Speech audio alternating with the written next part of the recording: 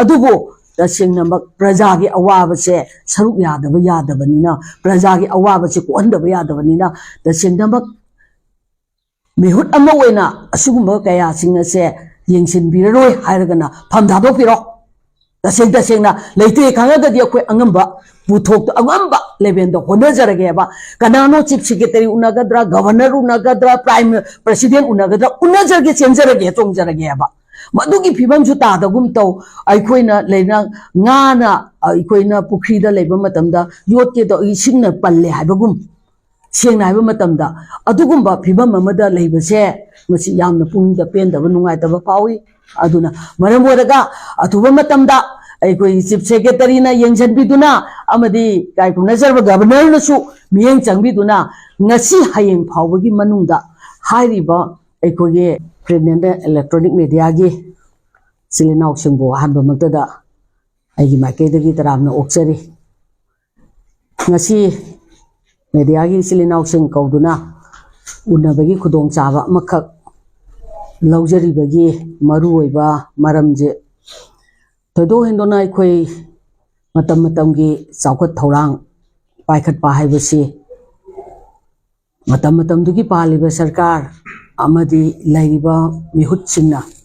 आइगी state सिगी मनुंगदा लाइरिबा केंद्र दुगी लाइरिबा खुदोंग चादबा खुदिंगमक्सी यंगसनबगी मथौ ताबा कया अमा लैबा हौजी सि मरुइना केंद्र सि लाना चलिबा नेशनल हाईवे 37 इम्फाल जिरीबाम ताबा लंबी से लंबी एक्सपांशन नि हाइदुना सांगबा चाही कया से चाउथोइनी हाइदुना लेरकपसी मतेक सेमबा खरा लेपा खरा सेमबा खरा लेपा सुमाइना सुम तौदुना मतमदुगी अखोई पॉपुलर सरकार अमा लैरिङै मतमगी ममांगदगी हाइबा नेशनल हाईवे से सेमबगी थौरांगसी तौदुना लापनी अदुबो तसेंगनमक सरकार दु लैरिङै मतमदसु अदुमक सेमबसी करी तौरबदगी लेपिनो मरम सुपी पीदन हेक्ट लेपा प्रजा की प्रेशर ला अकांदना हेक कैगुम खरे उट चाइबदौना इसिंग खरे चाइबा फुन खरे चाइबा तौबा हौजिकसु तसेंगनमक हंदकिसिना अहानब नते हौजिक नेशनल हाईवे 37 जी हौजिक लोइनमक थिंगदुना लैबसी ngasiga thana numit marini sure थिंगिबगी मरुइबा मरमदी तसेंगनमक सेमिबा लंबी से मतमगा चुनाना सेमदुना अथुबा मतमदा लोइसनबगी वाफम लैरक्तबदगी हौजिक निंगथमथा मतम लोइरा अबनिना हौजिक फुन्ना लैरिबा नाकन नाक हेता लैरिबा प्रजा सिंजे नोमागी डे टू डे की दुकान फमजरगा हिंजबा कांगबो मयुम लैरिबा सिंजे मयुमदा फावबा लैबा ngamdaba sorokta chatbagi awabadudagi hendoga सुंबगी अवाब मयामसिना नोमगी होंगलपदगी हौजिक तसेंगना लमदम सिदा लैरिबा मसिगी हाईवे सिना कोलिबा मफम द लैरिबा प्रजा सिंगसी अमतना होंगनरुबा लैतना थोलक्तुना ngasiदी हाईवे जी थिंगिबसि मिनिट मरेनी सुए सुरिबा सिदैदा ngasi फावबा लैरिबा चुमी हौजिकसे स्टेट असिदैदा डबल इंजिन की सरकार लेरमबसु हौजिक पॉपुलर सरकार सि लैत्रे अदु ओइरबसु प्रेसिडेंट रूल की मखाद प्रेसिडेंट की मखाद लैरिबा कोई स्टेट सिगी मिशनरी और चीफ सेक्रेटरी लैरिना लैरिबा मखोइना हौजिक फावदा अखोइगी national highway infrastructure development cooperation limited की अथॉरिटीजिंग कौदुना अथुबा मतमदा लोइसल्लु हाइबगी ngasi फावदा इंस्ट्रक्शन अमा पीबीदबा लोइनना निमित कयानि सुजलगलाबा फावदा ऑफिशियल अमत लाक्तना नेगोशिएट तौदना सि फावगी मनुंगदा लोइसलगे हाइबगी वाफम अमत लैतबा प्रजा सिंगसिदा नोंगामदगी नुंसा मरकसिदा चा कंगाउनदना कोइ चेनना खांगिबसि उबा मतमदा तसिंगनमक आइना मतंगसिदैदा हंजनिबो अमति करिनो हाइबदा मिहुट हाइबसि अखोइ मतम दुगी लैरिबा केंद्र मदी स्टेट सिगी चाउखत थौरम मयाम सिंगसे लैरिबा सेमगत सागत पाहाइबसे मिहुत सिंगदुना थौदांग लोबम थोक्तबरा असुक नुमित कयानि सांगना लेरकलबा फावबदा केंद्र सिगी मिहुत से तसेंगनमक ताद्रबरा नत्रगा लैतबा जातला नत्रगना ताररोय खन्ना ताद्रबरा लैब प्रजासिंगसिना लाउरिब खोलाउ कयासिंगसे सुंता ताबिदना मपी मपा लेत्रबा कना यंजनबिनब लेत्रबगुम लैब मवंगसिंग कयासिंगसे उरब मतमदा ख्वाइदगी पुंगिंगदा पेंदब फावबा नुंगाइतब फावबा सुंब मयामसिंग असे मसिदगी अया इसामक ngasidi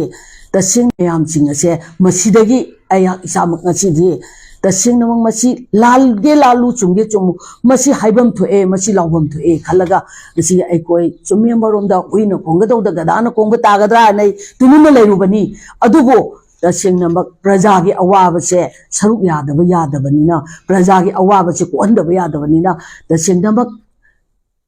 मिहुत अमा ओइना असुगुम्बा कयासिंग असे येंसिनबिररोय हायरगना फमदादोपिरो तसेंग तसेंगना लेते खांगगदि अखोय अंगंबा पुथोक अंगंबा लेवेंद होनजरगेबा कनानो चीफ सेक्रेटरी उनगद्रा गवर्नर उनगद्रा प्राइम प्रेसिडेंट उनगद्रा उनजरगे चेंजरगे चोंजरगेबा मदुगी फिबम सु तादगुम तौ अखोयना लेना गाना अखोयना पुखरीदा लेबा मतमदा योटके तो इसिंगना पल्ले हायबगुम सेंना हायबा मतमदा अदुगुम्बा फिबम अमदा लेबसे मसी यामना पुंगदा पेंदबा नुंगाइतबा फावी अदुना मरम ओरगा अथुबा मतमदा अखोई चीफ सेक्रेटरी ना येंजनबिदुना अमदी काय खुनजरब गवर्नर नसु मियेंग चंगबिदुना ngasi hayeng phawbagi manungda hairiba अखोगे NIDCL की ऑथोरिटी सिंगदो कौबिरगा नुमित ngasi hayeng gi manungda lep thokpiraga athuba matamda thabak loisandriba thabak che loisanbiu haibase masi aigi taraptagi appeal ni karigumba masida su tawiraktaba taraga de ai isamak yawraga national highway che tawkhai ni khangde mani dai tawrani na ai isamak yawrani na khalleba aduna tasengnamak hauji lairiba awaba ji konbiu lairiba akoi national highway 37 na che day to day gi lairiba praja gi awat apa polam mayam pusanaba onabada achauba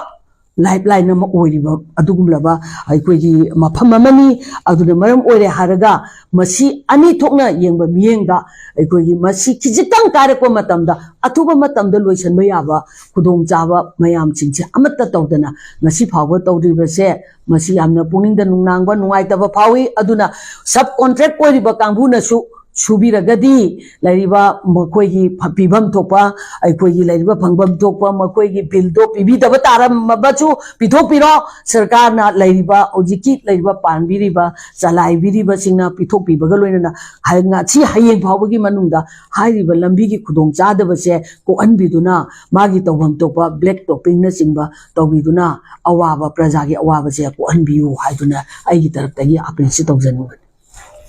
अना समझनीबद national highway 37 Imphal Jiribam फाउरग चलीब केंद्र से starting from सगोबन केंद्र पाछोई केंद्र ओंथोजम केंद्र लमसांग केंद्र